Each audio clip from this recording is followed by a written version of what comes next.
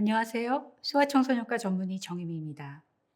2023년 3월 9일 어제 아침 조선일보 단독으로 강남 산후조리원 신생아 집단 감염 최고급 시설인데 12명 중 3명 감염, 2명은 의심 증상, 밤 되면 아기는 신생아실로 집단 감염 노출이라는 제목으로 조리원 신생아 RSV 감염 기사가 올라왔습니다. 그 이후 여러 기사를 종합해 보면 최초 발생은 2023년 2월 25일로 거슬러 올라갑니다.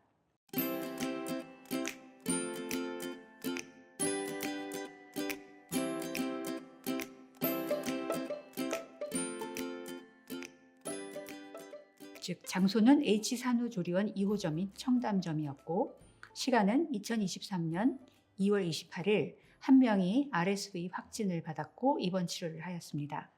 이후 3월 3일 2명이 RSV 확진을 받고 입원 치료하였고 2명이 의심 증상으로 통원 치료를 받았습니다.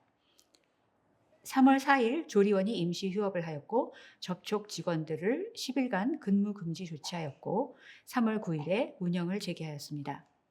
같은 날 3월 9일 새벽 5시 조선일보 단독 보도가 나왔고 같은 날 3월 9일 보건복지부 보도 설명 자료가 발표되었습니다.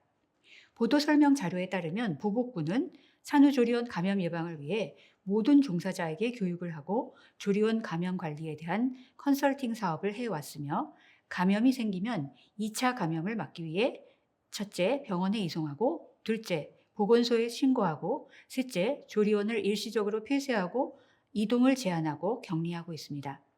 마침 현재 조리원 정기 현장 조사 중으로 첫째, 3월 안에 감염 예방 준수 사항을 이행하지 않는 조리원에 시정명령, 과태료 부과 등 행정 조치를 하고 둘째, 아이사랑 홈페이지와 아이마중 앱의 모자동실을 적극 이용하도록 안내 및 홍보를 강화하고 셋째, 모자동실에 대한 가산점을 부여하는 등 조리원 평가 및 공표 제도 도입을 검토하겠다고 밝혔습니다. 이 내용을 자세히 들여다보면 기존 활동으로는 감염 예방을 위한 첫째, 교육과 둘째, 컨설팅 사업, 그리고 향후 계획으로는 첫째, 예방 준수 사항 미준수 시 행정 조치로 시정 명령 및 과태료, 둘째, 모자동실을 적극 안내하고 홍보하며 셋째, 모자동실에 가점을 주어서 조리원 평가를 하고 공표하는 것을 검토하겠다는 것입니다. 하지만 아무리 교육을 해도 저는 신생아 감염 1차 예방은 모자동실을 하지 않으면 불가능하다고 판단합니다. 병원 이송, 보건소 신고, 조리원 폐쇄, 격리, 시정명령, 과태료, 행정처분, 폐쇄 그 어느 것으로도 코로나, RSV, 독감, 로타바이러스, 결핵에서부터 내 아기를 지킬 수 없습니다. 이런 것들은 기껏해야 2차 예방일 뿐입니다. 그동안 교육이 부족해서 컨설팅 사업 기간과 자금이 부족해서 건강해야 할 그 많은 아기들이 아프고 피 뽑고 주사 맞고 입원해야 했던 것은 아니라고 봅니다. 저출산으로 나라가 소멸해 가고 있는데 태어난 아기들마저 엄마와 헤어져서 신생아실에서 지내다가 감염이 되는 일은 막아야 합니다.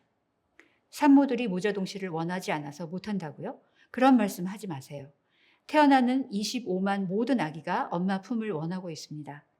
또 간절히 아기와 같이 지내고 싶은 엄마들도 상당히 많습니다. 이미 산후조리원 감염 안전관리 매뉴얼도 4년 전에 보건복지부에서 만들었지 않습니까? 모자동실을 해야 감염을 예방할 수 있다고 한 게 바로 보건복지부입니다. 2023년 올해 보건복지부가 발간한 2023 산후조리원 관리 운영 편람에서도 감염 질병 예방을 위한 세부 사항은 2019년 산후조리원 감염 안전관리 매뉴얼을 따르도록 하고 있습니다. 그 편람 30페이지를 보면 감염 질병 예방을 위한 필요 조치 중 두 번째, 임산부 및 영유아의 건강관리가 있습니다. 이 내용은 영유아실의 경우 신규로 입원하는 영유아의 감염 여부 등 건강 상태를 관찰할 수 있는 시설, 즉 사전 관찰실을 갖추어야 한다고 되어 있습니다. 모자보건법 시행규칙에서도 임산부와 영유아의 건강관리를 위해 영유아가 새로 입원할 경우 감염 또는 질병이 의심되는지 모자보건법 시행규칙에 따른 사전 관찰실에서 관찰하고 새로 입원한 날에는 모자동실할 것을 권장한다고 명시되어 있습니다. 그런데 여러 기사에 따르면 H산후조리원 관계자는 보건소를 통해서 역학조사를 진행했는데 저희가 감염관리법을 위반한 사실이 있거나 통보를 따로 받지 않았다고 하고요. 강남구 보건소 관계자는 해당 산후조리원에서 감염관리가 허술한 측면이 있지만 RSV가 4급 전염병이어서 관리 규정이 1 내지 3급에 비해 느슨해 위반한 사항은 없었다고 합니다. 또한 복지부 관계자는 감염병 관리법, 모자보건법 위반 여부를 조사 중이며 현재까지는 위반 사실이 확인되지 않았다고 말했다고 합니다. 이에 보건복지부 출산정책과 최영준 과장님께 공개 질의드립니다. 본건에 있어서 모자보건법 제15조의 4, 제2호 위반 여부를 공개 질의드립니다. 즉 신규로 입원하는 영유아의 감염 여부 등 건강 상태를 관찰할 수 있는 사전 관찰실을 갖추고 새로 입원하는 신생아들을 모두 사전 관찰실에서 관찰하고 입원 당일 모자 동시를 권장하였는지요. 또한 모자보건법에 산후조리원 평가 조항이 신설된 것이 2015년입니다. 43만 8천 명이던 출생아 수가 2022년에는 24만 9천 명까지 떨어졌습니다.